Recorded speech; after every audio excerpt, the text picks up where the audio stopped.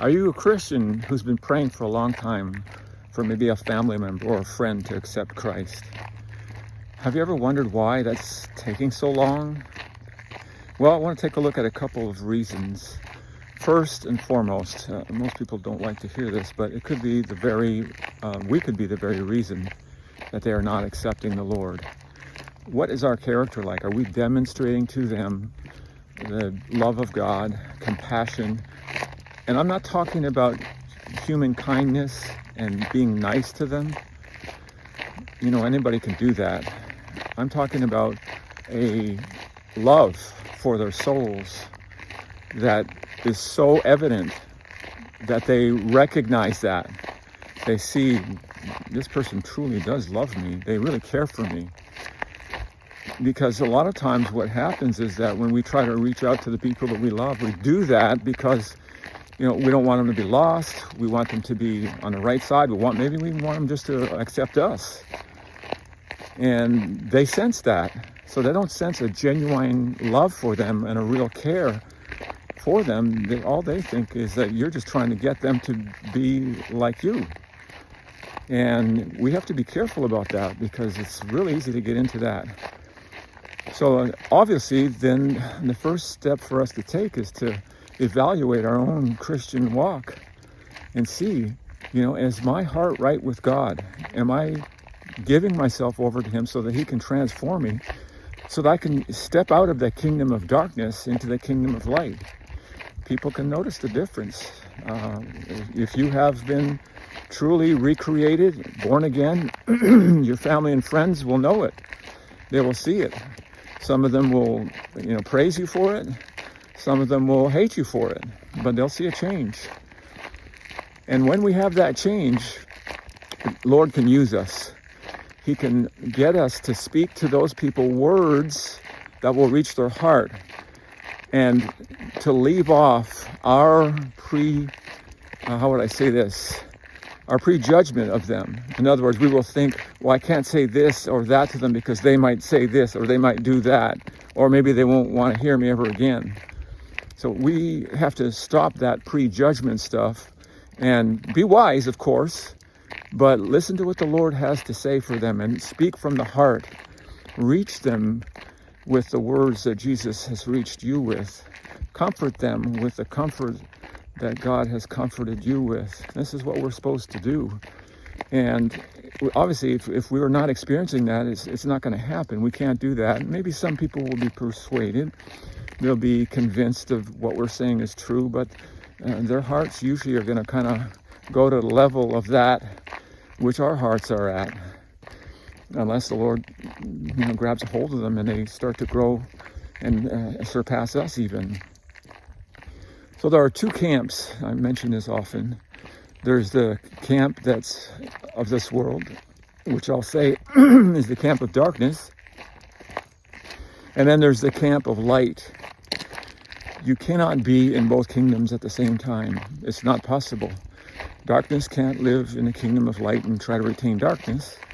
And light can't live in the kingdom of darkness and retain light, or be darkness, because it'll disperse the light. It'll disperse the darkness.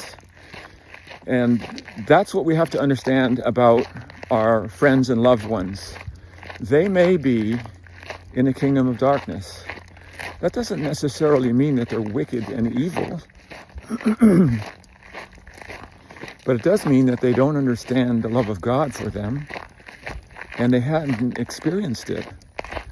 They're confused about it. They don't know what it is. Maybe they have in their minds somewhere from a long time ago or recently something that they've heard about God that just turns them off, and they just cannot let go of that. And of course, you know, we have a common enemy, the devil, who's going to push that on them and say, no, don't give in to that. Don't accept that. It's a lie. It's just trying to get you to do what they want you to do, trying to control you so you don't have as much fun, so you're restricted and be like them. You know, that's the way the devil works. But we have to allow them to see in us that love of God and experience it. So the darkness that they're in is what we have to call them out of. We have to call them out of darkness into marvelous light. Who wants to come out of a comfortable place in their life and go into something that they're unfamiliar with? Most people don't. And this is why we need to have patience with other people. Patience. Here's the patience of the saints, it says in Revelation 14:12. That keep the commandments of God and have the faith of Jesus. Having the faith of Jesus is what's going to be able to empower us to have patience so that they can see in us the character of Christ. And that'll come all in time. Some people will accept it right away. Some people will take them years. A long time. Their whole lifetime even. But we're to have patience and just trust God. And just as I was saying earlier, that there are some people who are in darkness, there are some people who are in darkness and actually hang out with and try to do those things with the children of light. And they act like they are children of the light, but they're really not. The person that comes to mind is Judas. He was a child of darkness. And he did all kinds of stuff with the Lord. He even, cast out demons and I guess healed the sick and all of those things that the other disciples did. He did that too. The Lord blessed him, gave him that power, but at the same time, he would not repent. He would not let go of his ways. He wanted to hold on to the darkness. He felt that he was better than Jesus, smarter than the other disciples, and that he knew everything. And then when his plan collapsed and he realized that Jesus was going to be crucified, he was in horror and realized that what he had done. Went back to the temple, gave them back their money. They didn't care. He said, what's that to us? It's your problem. You deal with it.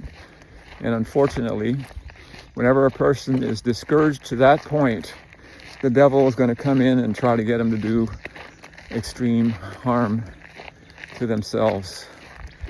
So we don't want to be that person in darkness hanging out with the children of light. We want to be in the light, living in the light, dispersing the darkness and radiating the light that comes to us from Christ. This is our goal. This is our mission. And it's a fulfilling one. It's full of joy. There's setbacks. There's times you're going to have problems, but the best thing to experience is God's deliverance through the problems that we have. The hard times that we have, sometimes are just more than what we can take.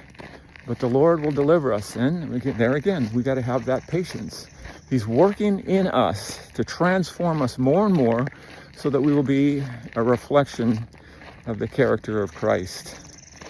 Hope that it's a blessing to you. Please like and subscribe. And we'll see you on the next walk.